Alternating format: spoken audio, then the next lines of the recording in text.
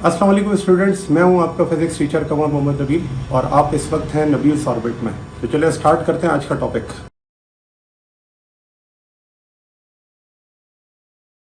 अच्छा। तो अब हम आते हैं कंजर्वेशन ऑफ एंगुलर मोमेंटम पर। देखें, जिस तरह से हम लीनियर मोमेंटम के बारे में पढ़ते हैं ना, कंजर्वेशन का क्या मतलब होता है, इनिशियल और फाइनल वैल्यूज क्या हो, सेम हो। तो अब क्योंकि एंगुलर मोमेंटम की कंजर्वेशन है, तो यहाँ पर भी यही होगा कि इनिशियल एंगुलर मोमेंटम अगर फाइनल एंगुलर मोमेंटम के बराबर है, तो हम कहेंगे कि वहां पर एंगुलर मोमेंटम कंजर्व्ड है। तो इसकी स्टेटमेंट सबसे पहले लिख लेते हैं, जो कि बड़ी इंपॉर्टेंट है। वो स्टेटमेंट ये कहती है कि in the absence of in the absence of any external torque, any external torque, any external torque, the angular momentum, the angular momentum of a system, of a system remains constant. याद करें, linear momentum में हमने क्या पढ़ा था? Linear momentum में हमने ये पढ़ा था कि in the absence of any external force, यहां पर क्या हो गया, एक्सटर्नल टॉर्क। वहां पर हमने कहा था the linear momentum of system remains constant, और यहां पर हम कह रहे हैं the angular momentum of a system remains constant. ठीक है। तो ये इसके अंदर फर्क है। यहां पर आ जाता है टॉर्क, वहां पर आ जाती है फोर्स। यहां आ जाता है एंगुलर मोमेंटम और वहां पर आ जाता है लीनियर मोमेंटम। ठीक है।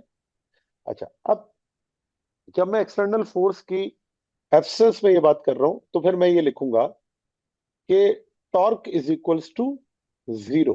ठीक है ना, क्योंकि एब्सेंस ऑफ एक्सटर्नल टॉर्क की बात हुई है। अगर टॉर्क जीरो है, तो हम जानते हैं कि जो हमने अभी रिलेशन बनाया टॉर्क का और एंगुलर मोमेंटम का, वो क्या था? हम लिखते हैं वी नो दैट जो rate of change of angular momentum है, वो बराबर है किसके? टॉर्क के। तो अगर टॉर्क जीरो है, तो टॉर्क की जगह जीरो पुट कर दें, तो ये हो जाएगा एंगुलर मोमेंटम का चेंज बराबर हो गया किसके? जीरो के। अच्छा, अब अगली बात, इसमें ये जो डेल्टा टी है, ये जीरो से जाके क्या हो जाएगा? मल्टीप्लाई। तो इक्वेशन आ जाएगी delta L is equals to zero. और डेल्टा एल यहां पर क्या है? तो डेल्टा एल है final minus initial is equals to zero. Minus initial दूसरी तरफ चला जाएगा, तो फाइनल बराबर हो जाएगा किसके? इनिशियल के। तो आप देखें, जो बात हमने कही थी कि एंगुलर मोमेंटम कांस्टेंट होता है, तो यहाँ पे हमें नजर भी आ गया कि एंगुलर मोमेंटम कांस्टेंट है कब? जब एक्सटर्नल टॉर्क क्या है? जीरो है। और इस बात को मैं यहाँ पर इस तरह भी लिख सकता हूँ, जिससे हमें एंगुलर मोमेंटम की जो कंजर्वेशन है उसका पता चलेगा। वो ये है कि अगर फाइनल एंगुलर मोमेंटम बराबर हो किसके? इनिशियल एंगुलर मोमेंटम के। तो फाइनल एंगुलर मोमेंटम का फार्मूला अगर लिखे, तो वो क्या होता था? आई ओमेगा। आई ओमेगा। और ये फाइनल है, तो इसके साथ फाइनल लिख देते हैं। इनिशियल एंगुलर मोमेंटम क्या है? आई इनिशियल और ओमेगा इनिशियल। ठीक हो गया। और क्योंकि ये सारी वैल्यूज कांस्टेंट है, या यूं कहूं कि ये दोनों का प्रोडक्ट दोनों तरफ सेम है, तो मैं लिख सकता हूं कि जो मोमेंट ऑफ इनर्शिया है, वो इनवर्सली प्रोपोर्शनल है किसके? ओमेगा के। तो जब हम कहते हैं कि मोमेंट ऑफ इनर्शिया ज्यादा होगा, जब हम कहते हैं कि मोमेंट ऑफ इनर्शिया अगर बढ़ रहा है, तो जो एंगुलर मोमेंटम है या एंगुलर वेलोसिटी है, वो क्या होगी? कम होगी। कब? जब एल की वैल्यू क्या होगी? कांस्टेंट। ठीक है। जब एंगुलर मोमेंटम कांस्टेंट होगा, तो इस कांस्टेंट रखने के लिए आई और ओमेगा आपस में क्या होंगे? इनवर्सली प्रोपोर्शनल होंगे। Greater the moment of inertia, smaller the angular velocity, and smaller the moment of inertia, greater the angular velocity. और इस चीज को आप मैक्सिमम जगहों पर ऑब्जर्व करते हैं हमारी डेली लाइफ में। जैसे आप जरा ये रिलेशन को ऑब्जर्व करते हैं कि ये अप्लाई कैसे होता है। ठीक है ना। तो इसके लिए आपकी बुक में बड़ी सारी एग्जाम्पल्स गिवन है। उन एग्जाम्पल्स में से कोई एक दो एग्जाम्पल्स को हम कोट करते हैं और उनको हम समझते हैं एंगुलर मोमेंटम की कंजर्वेशन के लिए। तो सबसे पहले इस कंजर्वेशन में आइस स्कैटर की एग्जाम्पल इन्होंने दी हुई है। अब आइस स्कैटर के अंदर क्या होता है कि एक स्पेनिंग आइस स्कैटर जो है वो एग्जाम्पल है कंजर्वेशन ऑफ एंगुलर मोमेंटम की। देखें, जब उसने अपने हाथों को स्ट्रेच किया हुआ है इस तरह से, तो हाथों को स्ट्रेच करने से इसका मोमेंट ऑफ इनर्शिया बढ़ गया। क्यों? क्योंकि इनके दरमियान का डिस्टेंस जो है एक्सिस ऑफ रोटेशन से, ये डिस्टेंस क्या हो रहा है? बढ़ रहा है। और डिस्टेंस बढ़ने का मतलब मोमेंट ऑफ इनर्शिया क्या हो रहा है? कम हो रहा है। तो इसकी जो एंगुलर वेलोसिटी होगी वो क्या हो जाएगी? कम। तो पहले केस में मैं कहता हूं कि मोमेंट ऑफ इनर्शिया क्या हो रहा है? ज्यादा। अब मोमेंट ऑफ इनर्शिया अगर ज्यादा हो रहा है तो एंगुलर वेलोसिटी क्योंकि इनवर्स रिलेशन रखती है तो वो क्या हो जाएगी? कम।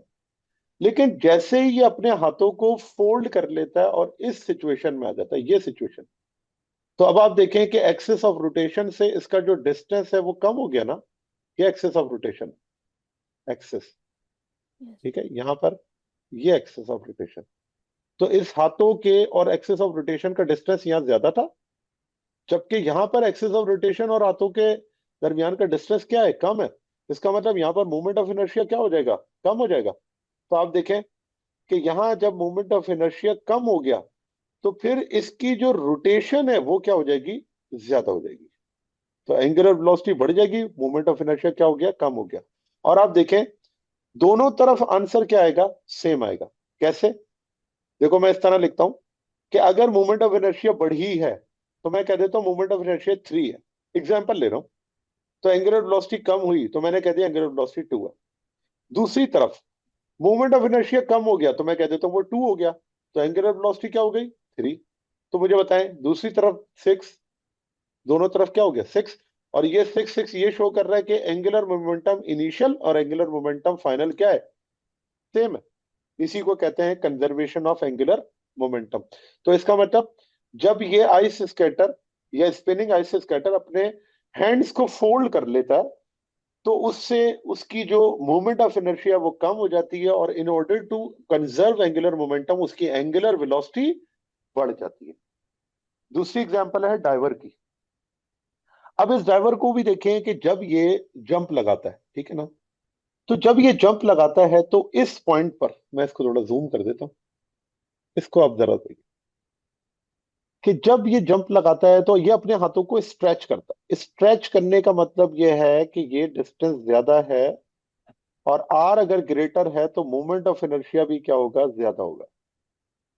और मोमेंट ऑफ इनर्शिया अगर ज्यादा होगा तो ओमेगा क्या होगा? कम होगा। ठीक हो गया ना? तो इसका मतलब जब इसने अपने हाथों को स्ट्रेच किया हुआ है तो इस सिचुएशन में मोमेंट ऑफ इनर्शिया ज्यादा है, मोमेंट ऑफ इनर्शिया ज्यादा है, और जो एंगुलर वेलोसिटी है वो क्या है? कम है।